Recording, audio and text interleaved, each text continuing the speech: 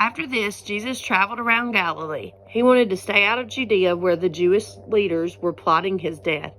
But soon it was time for the Jewish festival of shelters, and Jesus' brothers said to him, "Leave here and go to Judea, where your followers can see your miracles.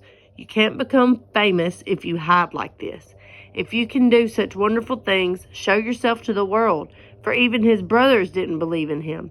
Jesus replied, "Now is not the right time for me to go, but you can go anytime. The world can't hate you, but it does hate me because I accuse it of doing evil. You go on. I'm not going to this festival because my time has not yet come." After saying these things, Jesus remained in Galilee, but after his brothers left for the festival, Jesus also went, though secretly staying out of public view. The Jewish leaders tried to find him at the festival and kept asking if anyone had seen him. There was a lot of grumbling about him among the crowds.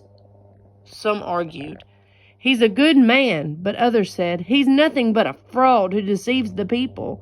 But no one had the courage to speak favorably about him to the public, for they were afraid of getting in trouble with the Jewish leaders. Then, midway through the festival, Jesus went up to the temple and began to teach. The people were surprised when they heard him. "How does he know so much when he hasn't been trained?" they asked. So Jesus told them, "My message is not my own. It comes from God who sent me. Anyone who wants to do the will of God will know whether my teaching is from God or is merely my own. Those who speak for themselves want glory only for themselves, but a person who seeks to honor the one who sent him speaks truth, not lies. Moses gave you the law, but none of you obeys it. In fact, you are trying to kill me." The crowd replied, "You're demon-possessed. Who's trying to kill you?" Jesus replied, "I did one miracle on the Sabbath, and you were amazed. But you work on the Sabbath too, when you obey Moses' law of circumcision. Actually, this tradition of circumcision begins with the patriarchs, long before the law of Moses. For if the correct time for the circumcising your son falls on the Sabbath, you go ahead and do it so as not to break the law of Moses. So why should you be angry with me for healing a man on the Sabbath? Look beneath the surface so you can judge correctly." Some of the people who lived in Jerusalem started to ask each other, "Isn't this the man they are trying to kill? But here he is speaking in public, and they say nothing to him. Could our leaders possibly believe that he is the Messiah? But how could he be?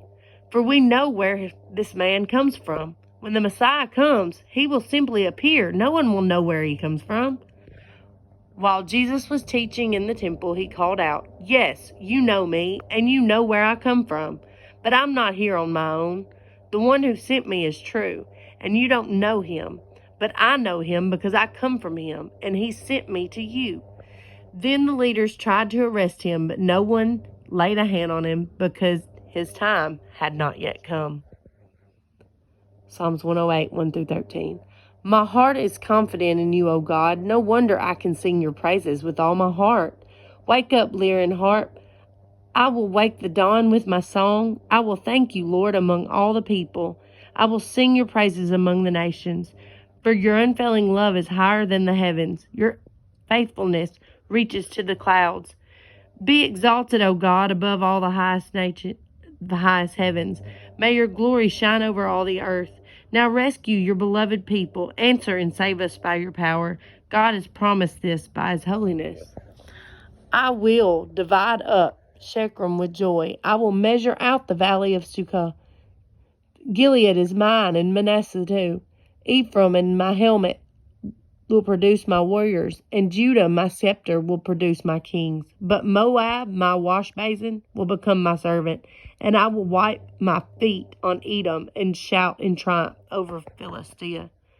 Who will bring me into the fortified city? Who will bring me victory over Edom?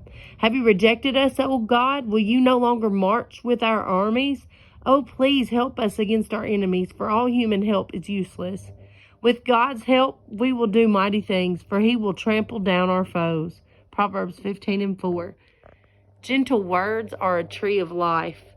A deceitful tongue crushes the spirit.